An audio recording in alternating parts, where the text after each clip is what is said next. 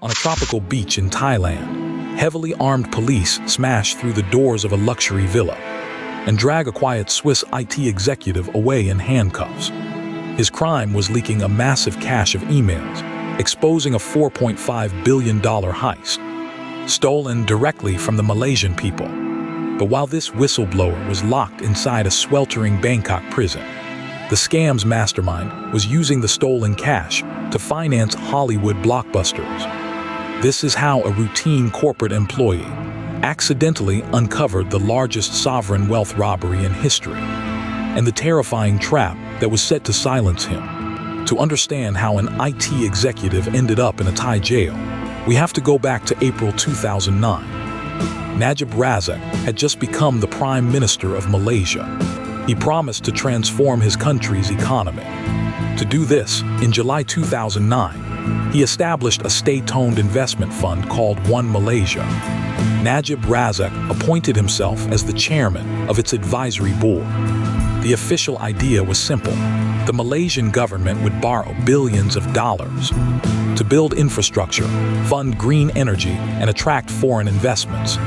But behind the scenes, a flamboyant young Malaysian financier named Jho Low had a very different plan for that money. He became the unofficial mastermind of the fund, steering its decisions from the shadows. A joint venture with a little-known oil company called Petro-Saudi International. This was the moment the trap was sprung. One MDB agreed to inject $1 billion of public money into the venture. But instead of drilling for oil, $700 million of that money was instantly diverted. To move that much money without anyone noticing, Jho Low and his co-conspirators routed the cash through a dizzying maze of offshore shell companies. Think of a shell company like an empty cardboard box.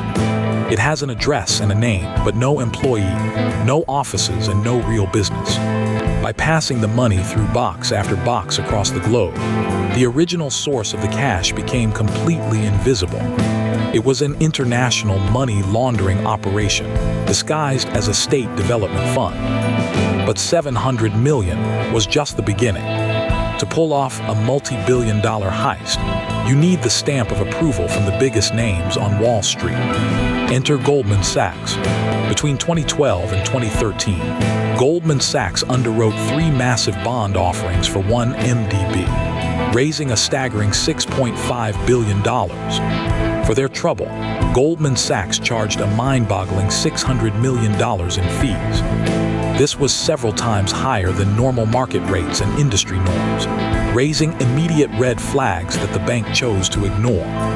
Inside Goldman, key bankers like Tim Lessner and Roger Ng were deeply involved. With Goldman's institutional backing, billions more flooded into one MDB. And almost as quickly as the money arrived, it was siphoned off into offshore accounts, while the Malaysian public was left holding the bag for billions in national debt. Jho Low and his inner circle embarked on an unprecedented spending spree. They bought luxury penthouses in New York, Beverly Hills, and London. They purchased masterworks of art by Monet and Van Gogh. Jho Low bought a $260 million superyacht named Equanimity and a private jet. Most bizarrely, the stolen state funds were used by Najib Razak's stepson, Hollywood producer Reza Aziz, to finance the movie The Wolf of Wall Street, starring Leonardo DiCaprio. The irony was absolute.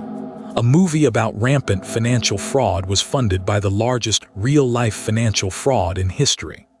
In London, Xavier Justo, then working for Petro-Saudi, grew increasingly suspicious of his colleagues' sudden, unexplained wealth. He decided to act, copying thousands of internal emails. That detailed exactly how the joint venture had been used to drain one MDB. Justo tried to use the data to secure his unpaid severance, but Petro-Saudi accused him of blackmail. When he leaked the 227,000 emails to journalists, the empire struck back. After his arrest in Thailand in June 2015, Justo was thrown into Klong Prem Central Prison in Bangkok, a notorious facility known for brutal overcrowding and harsh conditions. While Jho Low was partying with Hollywood stars, Justo was sleeping on a concrete floor, sharing a tiny cell with dozens of other inmates.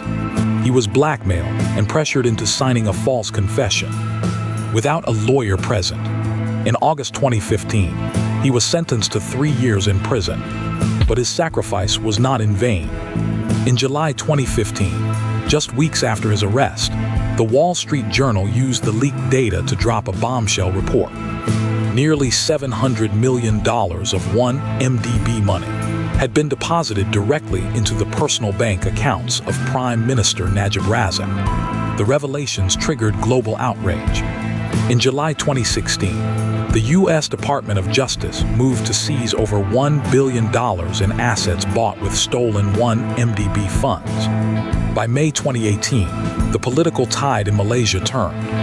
Najib Razak's ruling coalition lost the general election. Najib was immediately banned from leaving the country, and investigators raided his properties, seizing mountains of cash and luxury goods. In July 2018, Najib was charged with multiple counts of abuse of power and criminal breach of trust. In July 2020, he was found guilty and sentenced to 12 years in prison. Meanwhile, Goldman Sachs faced a reckoning, eventually agreeing to pay a $2.9 billion settlement to the U.S. Department of Justice and $3.9 billion to the Malaysian government. Tim Lesner pleaded guilty to bribery and money laundering, while Roger Ng was convicted of these charges. Xavier Justo was finally released in December 2016 under a royal amnesty, having spent 547 days in prison. He returned home to his family, but the scars of his ordeal remain. The ultimate victims of this heist were the ordinary citizens of Malaysia. They were left to pay off an outstanding national debt of $7.8 billion, money that should have built schools, hospitals, and roads. Meanwhile, Jho Low, the alleged mastermind behind the entire conspiracy, remains a fugitive from justice, his current whereabouts completely unknown. But the trail of Hollywood money, Wall Street greed, and cinematic fraud did not start with the 1MDB scandal. It directly mirrors the rise and fall of another notorious financial predator who used grand illusions to swindle millions. Which brings us to our next case, the real wolf of Wall Street, Jordan Belfort's $1 million scam.